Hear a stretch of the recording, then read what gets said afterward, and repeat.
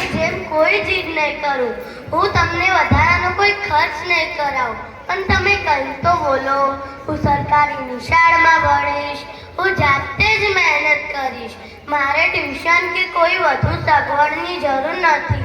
પરંતુ તમે કંઈ તો બોલો. હું તમારા માટે સરસ સરસ વાનગીઓ બનાવતા શીખીશ. પણ તમે કંઈ તો બોલો. તમે આમ ચૂપ કેમ છો?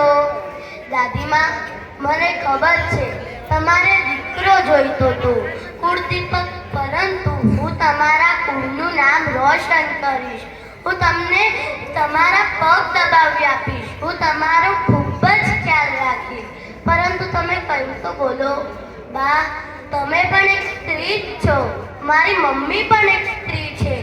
તો પછી તમે મારી સાથે આવો ભેદભાવ કેમ? કેમ તમે લોકો કાંઈ બોલતા નથી?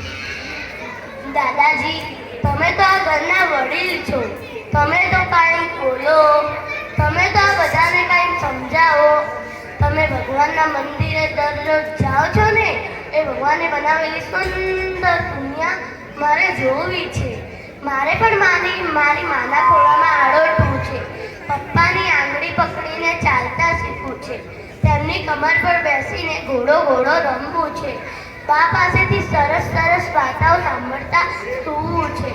મારે પણ આ ખુલ્લી હવામાં શ્વાસ લેવો છે. મારે પણ આનંદ ઉઠાવવો છે. આ પૃથ્વી ઉપર પાપા પગલે ચાલવું છે.